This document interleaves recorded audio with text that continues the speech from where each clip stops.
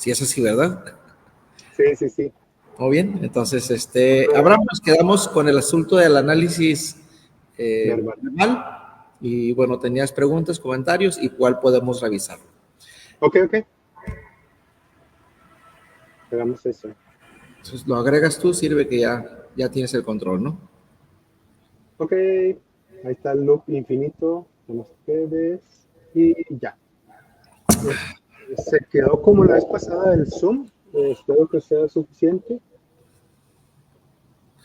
¿Sí lo ven bien?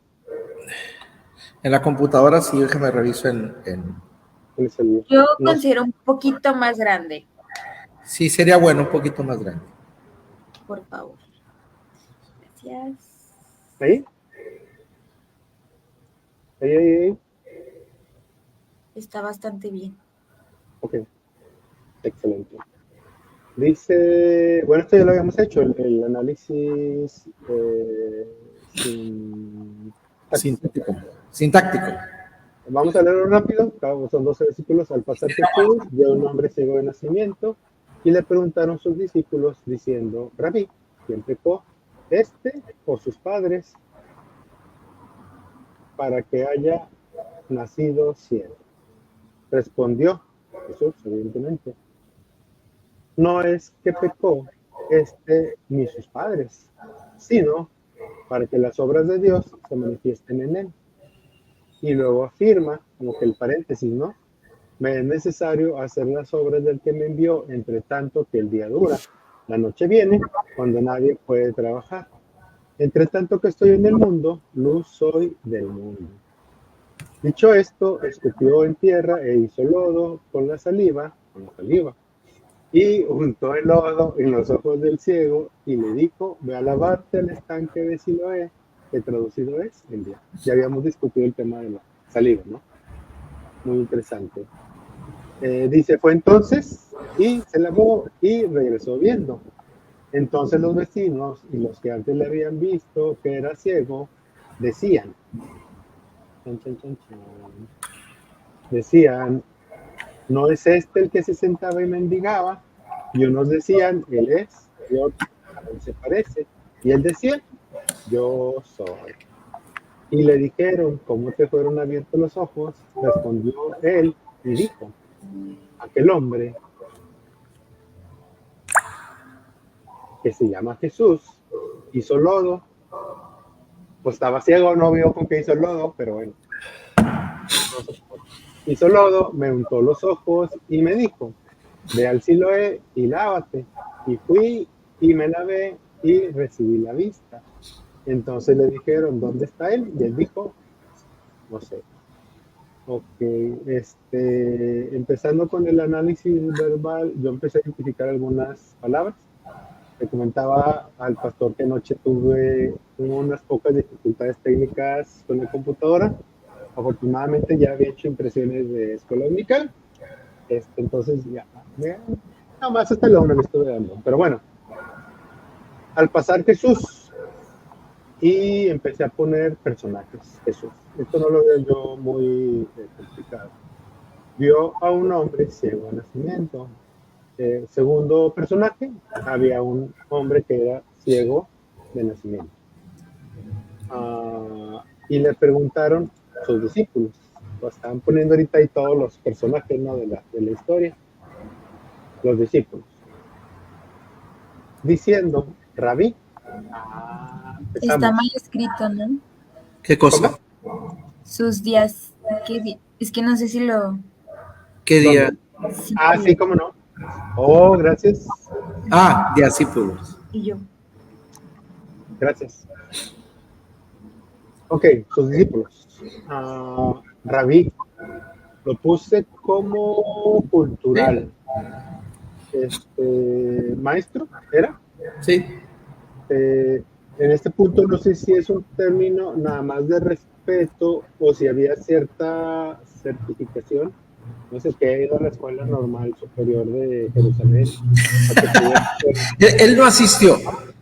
No, él no asistió. Es un reconocimiento, ¿cómo se dice? Honoris causa. Ok. Es un reconocimiento honoris causa. La gente lo reconocía como rabí. Además, ejercía como porque tenía discípulos, enseñaba, pero no estuvo bajo los pies de ningún otro maestro. Vamos, lo que es normal en la sinagoga, ahí le enseñaban las escrituras, pero para ser rabí, propiamente dicho, ser un maestro, tenías que seguir a un maestro, aprender a los pies de un maestro, como el ejemplo de Pablo o Saulo, ¿no? Antes de ser Pablo, él aprendió a los pies de Gamaliel. Gamaliel era un rabí, era un maestro, y Saulo iba en ese mismo sentido. Que ahí era como ir al TEC, ¿no? Ese Gamaliel. ¿Cómo? Que ese Gamaliel era como ir al TEC, ¿no? O sea, no era que a la UNI ni la UVM. O sea, Gamaliel era... Sí, había dos grandes maestros en ese tiempo, de los más prestigiados. Uno es Gamaliel, el otro es Eliel, en ese momento. Había otros, pero son los de renombre, son los máximos. Entonces, sí tenías que, para llegar a ser rabí, tenías que haber seguido un cierto proceso. No solo estudiar en la sinagoga, sino más adelante estudiar bajo la dirección de un maestro. Y no, Jesús definitivamente no, pero su enseñanza, hoy vemos algo de eso, no me hagan adelantarles el sermón, su enseñanza era tan autoritativa, tan clara, que se ganó el título de rabí por lo que hacía, ¿no? Entonces, por cómo le hacía. Que la gente decía que nunca había hablado antes como él hablaba, porque hablaba como una autoridad, no como...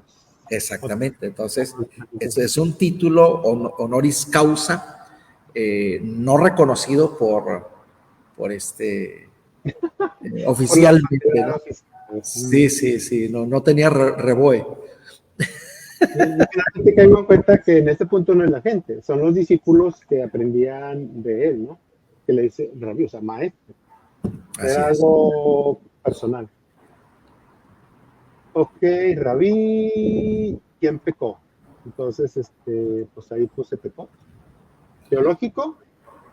Sí, habría que ponerlo en expresión literal. Bueno, habría que revisar si esa palabra, pecar, es literal o es figurada. ¿No te fijaste qué palabra es? No, la verdad, debido a problemas técnicos. Ok, a ver, podemos revisar ahí. Sí, porque recuerda que entra, definitivamente debemos verla como teológica, pero antes de eso tuvo que ser literal o figurada o cultural. Se me hace que es bueno, en griego no lo sé. Me preguntaron a él, los discípulos de él, diciendo, rabí, ¿quién pecó? Pecó dice, ahí no veo bien. Ahí te va. Marteo. Sí, Camartano. Propiamente errar el blanco. Oye. Ok, es figurado, ¿ya? Sí, claro. Sí, estaba bien en ese sentido. Y en Reina Valera, cometer pecado, pecar, practicar el pecado. Errar, básicamente sería errar, ¿sí? En el blanco. Entonces, sería una expresión figurada. Sería una expresión figurada en primer término, y luego, obviamente, tenemos que considerarla como una teológica. Ok, bien. ¿Quién pecó? ¿O sus padres? Sus padres no le di sentido ponerlo, aunque sí. No, es literal. Personajes. Tendríamos que considerar culturalmente, ok, como padres. Aquí en la historia no salen, más adelante van a salir. Perdón, sí es cierto. Si siguiéramos la lectura, más adelante van a salir. ¿Por qué? Porque el concilio los llama a los padres, ¿sí? Entonces tendrían que quedar. Aquí, si quisiéramos ponerlos, pudiera quedar en términos teológicos, pero toda la expresión, ¿quién pecó? Es todos sus padres. ¿Por qué? Porque hay un concepto teológico ahí, ¿sí? Y tendría que quedar en cultural toda la expresión. En cuanto a responsabilidad por el pecado. Hay un concepto, culturalmente hablando, obviamente un concepto teológico, en cuanto al pecado y la responsabilidad por el pecado, ¿sí? Que es cultural. Entonces tendría que estar en cultural también toda la expresión.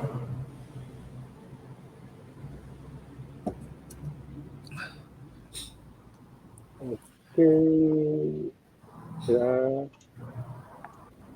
¿Sí? Entonces me dijiste que, perdón, cultural, ¿verdad? Sí, sí, sí, tendría que ser, porque es algo que todo mundo cree y se cree desde mucho tiempo atrás, ¿sí? Entonces ahí hay un concepto cultural que tiene implicaciones teológicas.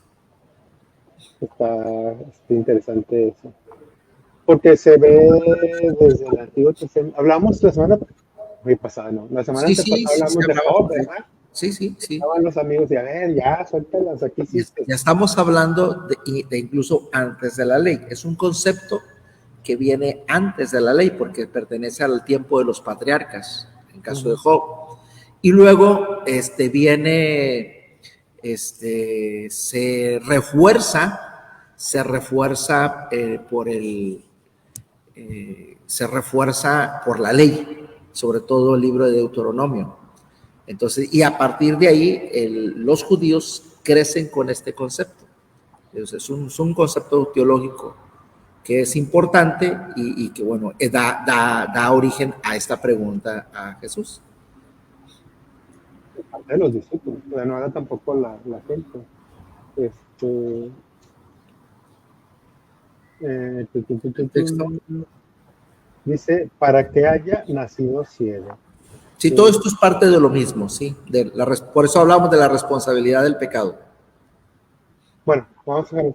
Lo que pasa es que puse yo el hombre como personaje ciego de nacimiento, pero el hecho de ser ciego, no sé si ciego deba incluirse en la lista. No, me parece que es literal. Me parece, yo no lo veo necesario. Es literal, no hay implicación. Vuelvo a insistir, siguiendo con la lectura, ya el término ciego cambia su sentido, ¿no? Porque Jesús llama ciego a los ciegos, a los fariseos, ¿no? A los judíos. Entonces, más adelante cambia, pero aquí no, aquí es literal, es una expresión literal. Nació ciego, y eso da origen a la pregunta. Ok, respondió Jesús. No es que pecó ni su padre, dice, sino para que las obras de Dios se manifiesten en él. Ahí en está. Este punto puse las obras de Dios teológico. Sí, nada más que tendrías que ponerlo también en literal. ¿Literal? Recuerda que antes de teológico debe de estar en literal, figurado o cultural. Sí, ahí también tenía dudas si era algo cultural al hablar de la obra de Dios o literal, porque de alguna manera son hechos físicos, digamos. Sí, yo también considero lo mismo. ¿Usted qué opina, Paz? Yo también me iría por cultural. No lo había considerado, pero mira, no nos afecta mucho. No nos afecta mucho. A ver, podríamos considerar literal, obras de Dios o cultural. Pero el concepto, los judíos tenían, bueno, sería una pregunta válida, ¿no? Los judíos tenían ese concepto en general de la obra de Dios. Sí, bueno, aquí hablando de obra de Dios, específicamente se estaría refiriendo a una señal, ¿no? A un hecho portentoso, a una maravilla. Y en ese sentido, pues sí, culturalmente es Dios el único que puede hacer esas obras. Pudiera quedar en cultural, tienen razón. ¿Sí? Que eso viene también después. Que dice, pues extraño, dice, porque no se sabe de alguien que sea así y lo haya hecho antes. Pero bueno, ese es otro. Ajá. Es otra historia. Se manifiesten en él. Manifiesten, no sé si por eso hasta le puse yo No está bien, no es importante y debiera de irse hacia lo teológico, porque precisamente está apuntando a una señal. ¿sí? Esa palabra de manifestar está apuntando hacia una señal. Esto es algo, es una oportunidad para que Dios haga una señal. Y está reafirmando que este acto de Jesucristo va a ser una señal, ¿sí? Algo que todo mundo va a poder ver. Recuerda, una señal es algo que Dios hace, la obra de Dios, y que todo mundo son testigos de ello y que produce fe en las personas. Entonces, esa manifestación está apuntando, está diciendo, esta es una señal. Lo que ustedes van a ver a continuación es una señal. Que es el punto entero del pasaje, ¿no? Es decir, Así es. no es que pecó, ¿no? O sea, todo el centro está en que Dios, que la gente pueda ver la manifestación de él. Esa es una oportunidad para que podamos ser testigos de lo que Dios es capaz de hacer, o Jesús es capaz de hacer. O que me es necesario hacer las obras del que me envió, sigo apuntando a las obras de Dios. Ajá. El que me envió a las obras de Dios. Y luego, bien interesante, entre tanto que el día dura. Sí, bueno, aquí también habría que ser importante el que me envió, ¿sí? Porque lo que hace no es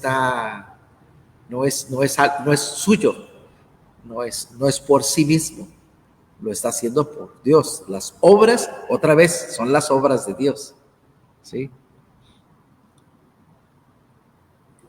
Y tendría que ir en cultural porque ese es un enviado, ese es el término que se usa, es apóstol. A ver, pues, si es apóstol o no. ¿Dónde, Apóstolo. perdón? En el interlineal. ¿Es apostelo? Creo que sí lo habíamos visto, ¿no? Es el 4, ahí va. Es en el 3, 4. Dice que es necesario estar trabajando en las obras de él, habiendo enviado. Vamos a ver. No la veo. Pempo. Pempo. Okay. Pero igual es un enviado, no es el apóstol, la palabra apostelo, pero sí es alguien que va con un encargo. Lo que pasa es que es la acción de enviar, ¿no? Y el apostelo es la persona que puede enviar.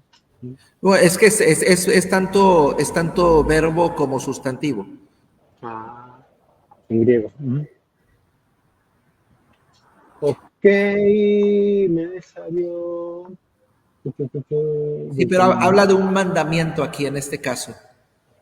El apostolado sería más una comisión, donde la persona va como delegada, como representante. Y en esta otra expresión, ¿es Pempo o Tempo? Pempo. Con P de Pepe. Es una orden específica, ¿sí? Vas a hacer esto, ¿sí? Okay, pregunta. Delegado. Entonces, el que me envió es literal, porque literalmente fue enviado. Sí, sería literal. Sí. Sí, sería literal.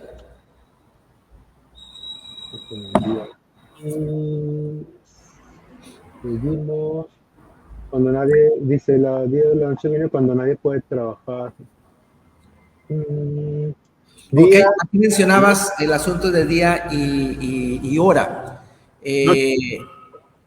En términos, aquí es donde Abraham preguntaba hace ratito. ¿Cuál lo pregunta, Abraham, que hiciste en eso? Antes de que fuéramos. Dijeron un concepto literal pues sí, o sea, se trabaja de día y se descansa de noche, o si era un término más teológico sería, porque realmente pues Jesús no hará ni, o sea, inclusive tuvo ahí una juntilla con Nicodemo en la noche, ¿no? O si es un concepto más teológico, día y noche. El día es el tiempo designado para hacer la obra de Dios, por decirlo de alguna manera, y la noche por el opuesto, ¿no? Sí, en Juan les decía en ese sentido, Digo, su sentido literal sería ese, ¿no? La división entre día y noche, y obviamente las actividades que se hacen de día y noche son esas: días para trabajo y noches para descansar. Pero evidentemente no está hablando de eso, o sea, no significa que de noche no pueda hacer la obra de Dios. No, igual puede hacerse la obra de Dios. Dios no tiene horario. Tal no tiene horario que el día de reposo trabaja. Entonces, que en día de reposo trabaja, entonces no puedes tener un sentido literal. Pero Juan utiliza muchos, se me va, antítesis, de tesis y antítesis, o sea, conceptos que se oponen entre sí, antónimos, ¿sí? El día y la noche, la verdad y la mentira, la oscuridad y la luz, en fin, existen muchos conceptos. Habla de ceguera y de vista. Así es. Entonces, usa mucho estos conceptos antitéticos, y aquí hay uno, pero obviamente su intención va más allá. Es hablar en términos figurados, pero está hablando de la vida. Aquí, este término figurado está hablando de la vida y la muerte. Es decir, la vida de Jesús, o sea, en tanto Él está vivo, en tanto Él está aquí en la tierra, Él tiene que hacer la obra del Padre, ¿sí? Porque viene la noche, viene la muerte, cuando Él ya no podrá hacer más cosas. Las señales las va a realizar en tanto Él está aquí, ¿sí? Y para que sea evidente. Entonces, aquí esta antítesis apunta al ministerio de Jesús y el fin del ministerio de Jesús. ¿Sería figurado? A lo mejor me estoy adelantando. Tendría que ser figurado, sí, una antítesis, así es. Sería un figurado día-noche y sería una antítesis, ¿no? O sea, dos palabras que son contrarias, pero en este caso se refiere, porque pudiera referirse al bien y al mal, pero en este caso se refiere a sus obras, a su ministerio. Es necesario que yo haga las obras, tanto es de día, porque viene la noche, cuando ya nadie puede trabajar. O sea, y está hablando entonces del fin de su ministerio, está hablando de su muerte. Las señales las tengo que realizar mientras estoy aquí. Llegará el momento, cuando haga la señal de las señales, en que va a dejar de hacer esas señales, ¿sí? Y no significa que el Espíritu Santo no siga obrando o que Dios no siga obrando, pero el ministerio de Jesús tendrá un fin, ¿sí? Tendrá un fin. Le decía, una de las cosas que le decía es que en términos, en Juan yo encuentro muchos niveles de interpretación. Los judíos, déjenme les muestro algo, te voy a sacar tantito. Déjame entonces verlos a ustedes.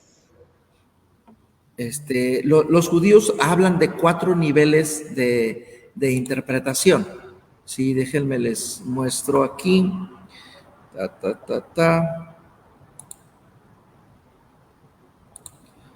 Hablan de 4 niveles. ¿Cuál era?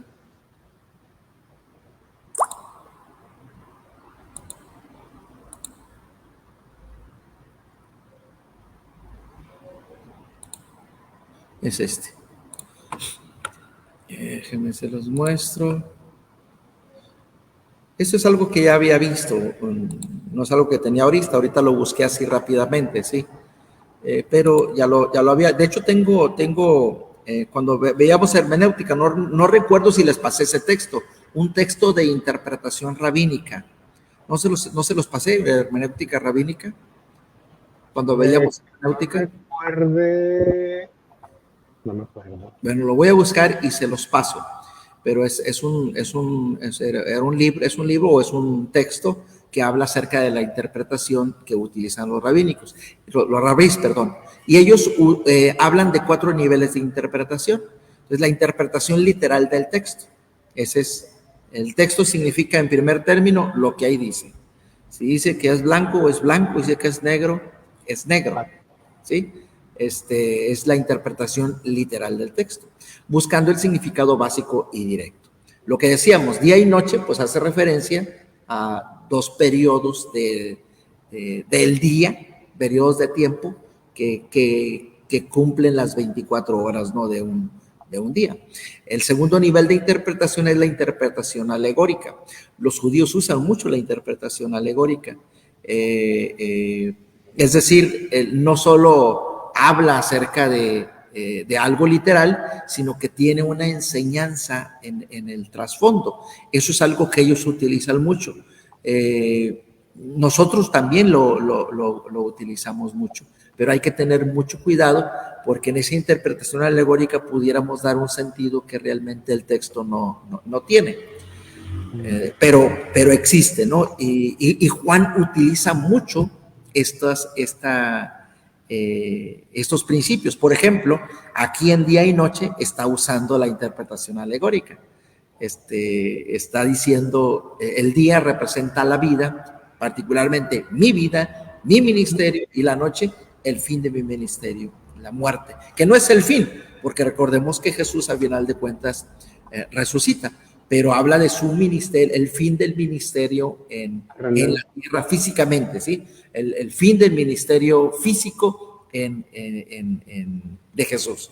Entonces, aquí hay una interpretación alegórica donde día y noche no es literal, sino hace referencia al ministerio de Jesús. Entonces, busca un significado oculto o simbólico.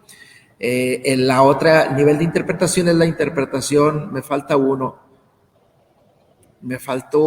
estoy seguro que hay 4, pero bueno, aquí es la interpretación homilética que busca extraer lecciones morales y espirituales del texto.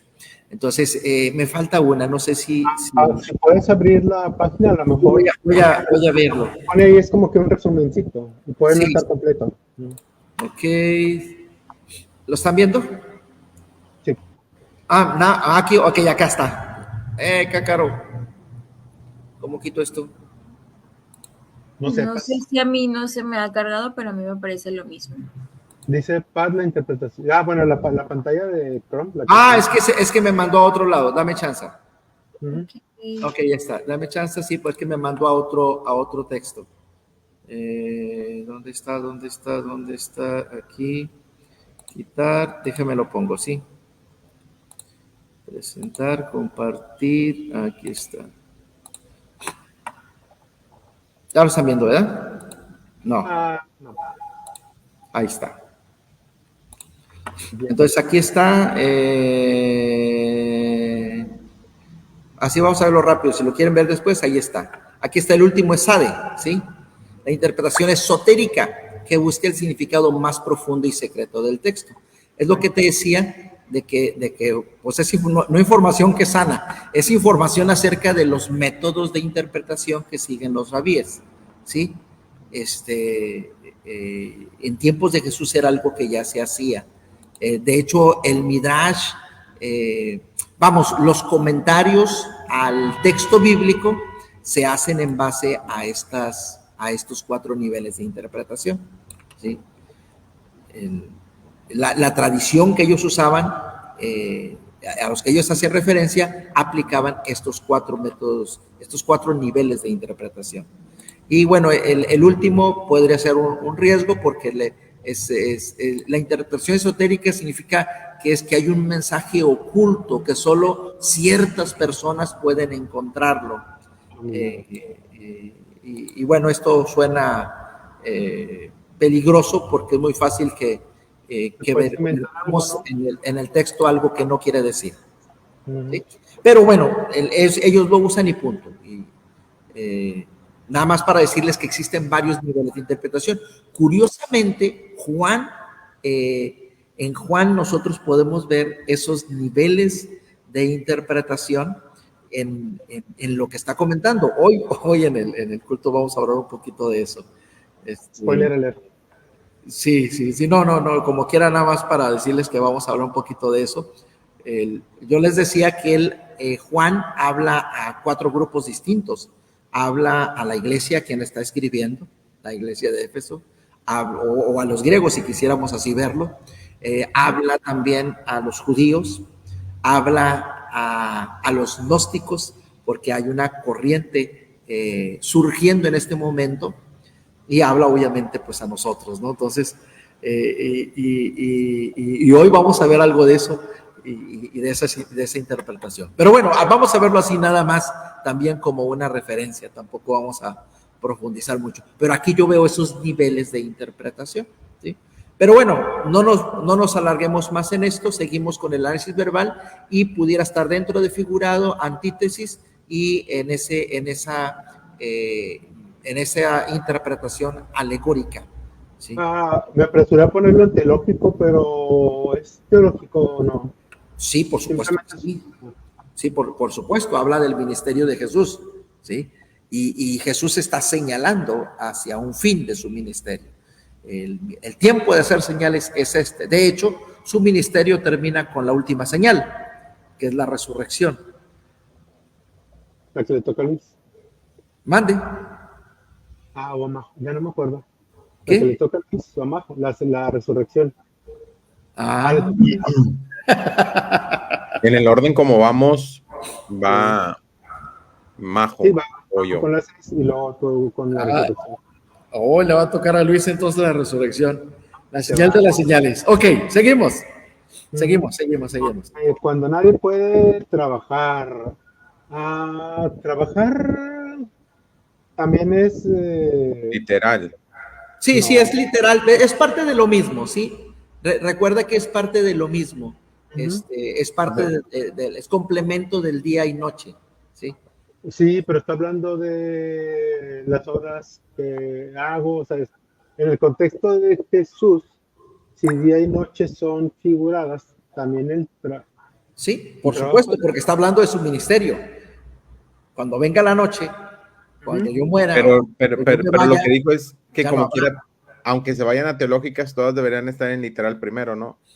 No es literal, en cualquiera de los otros tres. No, es figurado porque no habla. Bueno, el ejemplo es literal, o sea, va hacia el ejemplo, pero es figurado porque no está hablando del trabajo literal, no está hablando de sembrar, no está hablando de pescar, no está hablando, está haciendo una analogía. Exactamente, está haciendo una analogía, entonces sería en figurado, porque habla de hacer la obra del Padre, hacer la obra de Dios o hacer los mandamientos.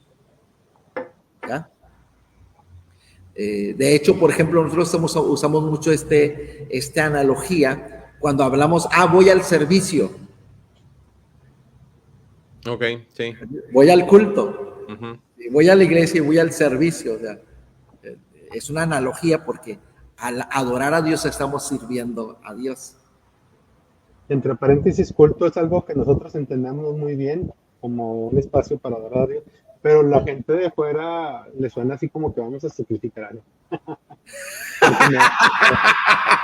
¿Sí? Porque no tienes un contexto y lo que te vende el cine y la televisión, los cultos son como cosas raras, ¿no? Ok. Pero bueno, es para enseñarnos. Ok. Vamos rápido, dice, en tanto que estoy en el mundo. Vamos a ver, según yo, mundo es figurado. No, ¿por qué figurado? Porque no es acerca del planeta, eso está claro.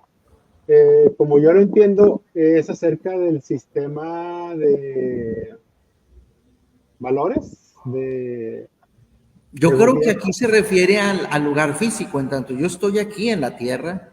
A mí me parece que es el planeta. Sí, porque recuerda que no va a estar.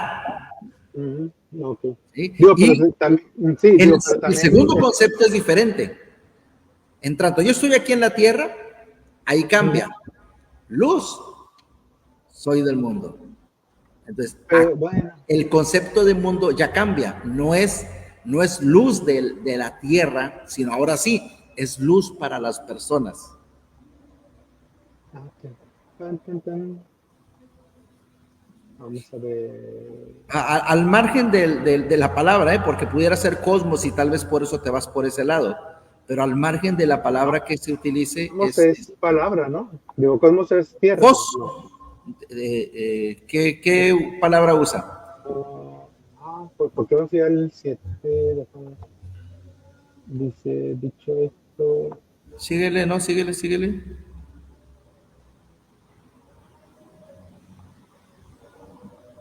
A ver, A ver, ve el texto, ¿cuál es? Ve el texto primero. Es el versículo 5. 5. Sí. El 5. Cuando en el mundo esté siendo luz. Cosmo, la palabra que se utiliza es cosmo. ¿Sí? Pero al margen de la palabra, ¿sí? Y aquí es donde yo insisto, tengan mucho cuidado con los términos, con las definiciones de diccionario, aun cuando sea un diccionario teológico, porque son generalizaciones.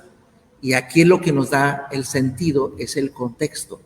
El contexto es de suma importancia al margen de la palabra que se utilice, o unido a la palabra que se utilice, el contexto es determinante.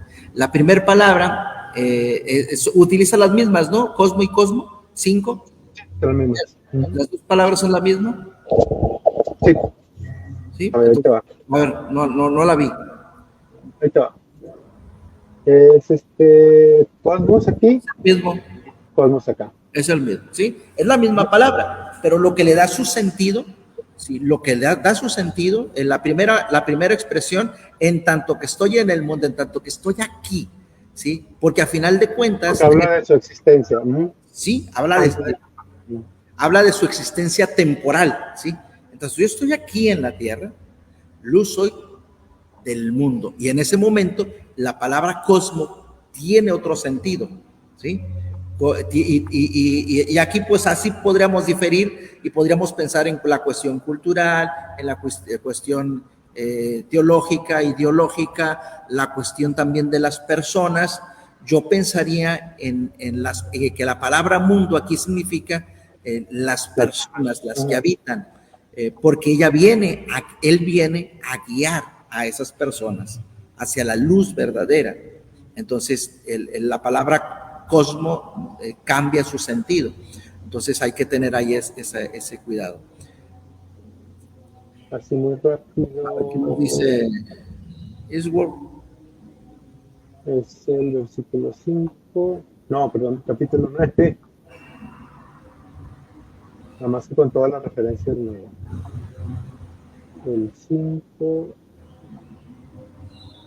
Vamos acá. Entre tanto que estoy en el... Es del cosmos. Ajá.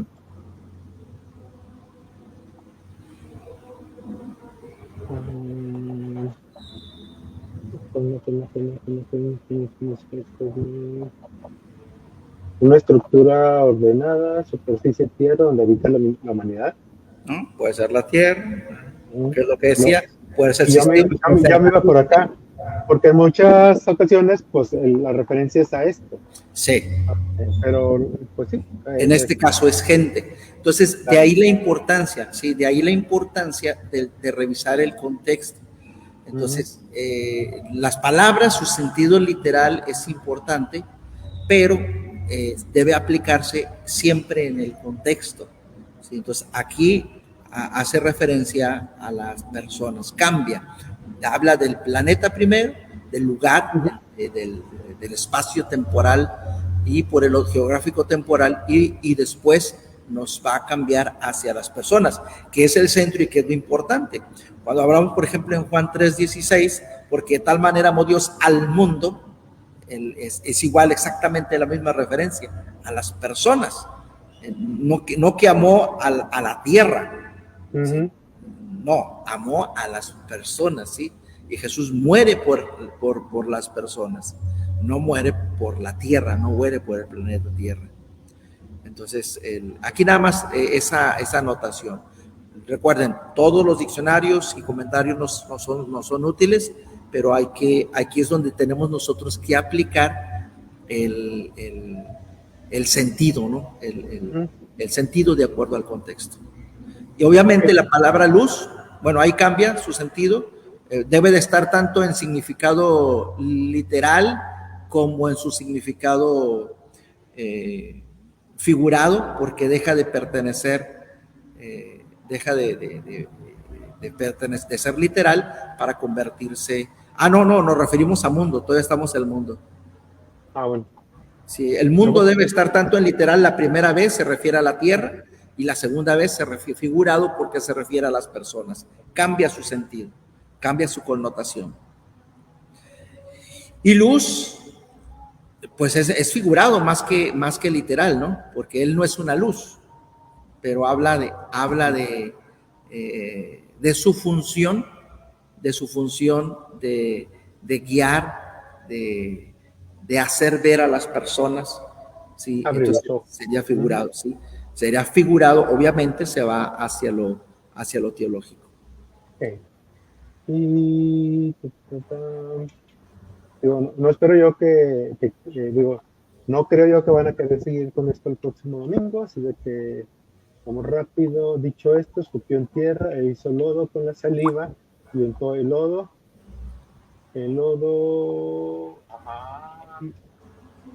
untó con el lodo los ojos del ciego y le dijo: ve a lavarte en el estanque de Siloé.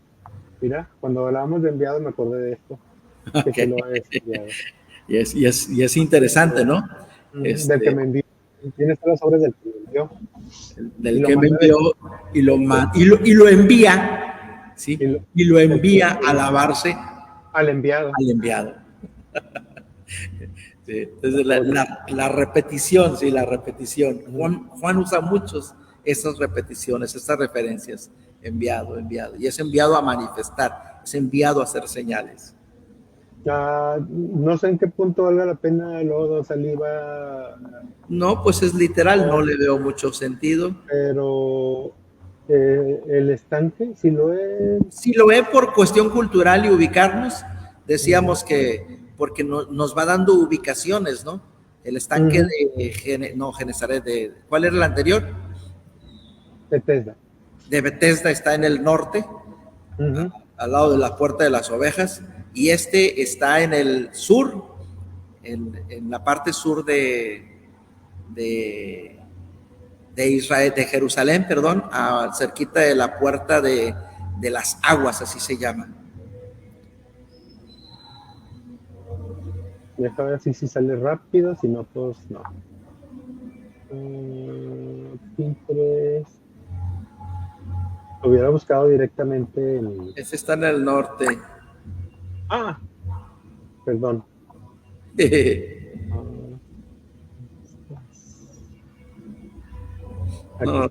Ahí está. Debe estar en la parte sur, ahí donde está ese laguito. Abajito donde está ahí está, a ver. Ahí sería. Porque aquí hay un manantial. Ajá. Y de aquí mandaron para el estanque. Así, aunque estuvieran sitiados y todo, siempre iban a tener agua. Ok. Por eso es la Puerta de las Aguas. Por eso es la Puerta de las Aguas. Es la Puerta de las Aguas, está el estanque de Siloé. En el norte está el estanque de Betesda. ¿Sí? La parte norte. Entonces observen cómo está en el norte y luego se va hacia el sur. Ese es el de Betesda en el norte, y acá en el sur está el de Siloé. Que yo siempre pensé que también aquí estaba, pero no, Jesús lo mandó. Entonces andaba por aquí cerquita y lo mandó a lavarse. No le dio una jarra ni ahora el estanque de Siloé. Y fue entonces y se lavó y regresó viendo. Entonces los vecinos y los que antes le habían visto que era ciego. Ahí los vecinos, no sé si puedes poner como personajes, ya que estás poniendo. Ya estaba en eso. Que los vecinos se constituyen en testigos. Ahí, quédate ahí tantito, por favor, en la lista que tienes. Ok. La lista. Ahí está. Hablando de personajes, Jesús pues es quien va a hacer la señal. El ciego es la persona que tiene la necesidad. Los discípulos son quienes hacen la pregunta teológica: ¿quién pecó, o sus padres? Y sus vecinos son los testigos, ¿sí? Los que afirman que él era ciego. A ellos les consta, ¿sí? A ellos les consta. Porque después se cuestiona eso. Ajá. Entonces, Bueno, se me hace que ni ciego era. Digo, en su ignorancia decían. Ajá. Muy bien, seguimos, por favor. Entonces, pues, la borracha sin la única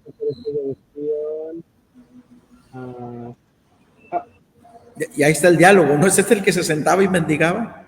O sea, y uno decía, sí, él es, otros, a él se parece, y él decía, yo soy. Sí. Otra referencia. Otra referencia, ¿no? A Jesús. Pero aquí el diálogo es curioso, ¿no? Uno dice, sí es, yo lo conozco, yo platico con él todas las mañanas. Otros paso por ahí lo veo. Y otros, pues se parece. Es probable que la actitud de él haya cambiado y tengan la duda, ¿no? Pues sí, pero el que yo conozco no ve y camina distinto. Recuerden que una persona que no ve, pues va tanteando, va tanteando, va inseguro, camina inseguro, es lo que quiero decir. Pero una persona que ve es totalmente distinta. O sea, si ciego caminaba encorvado, tanteando y con inseguridad, viendo, va completamente erguido, su actitud cambia por completo. Entonces, es entendible que digan, pues se parece, pero la actitud es distinta. No sé si les había dicho que la persona que viene aquí a pedir, que decimos que es novio de alguien, que no voy a decir el nombre para no quemar públicamente, pero aquí viene y su actitud, cuando viene a pedir, es de alguien muy inseguro. Pareciera que tiene problemas mentales, ¿sí? Yo lo vi en San Nicolás una vez.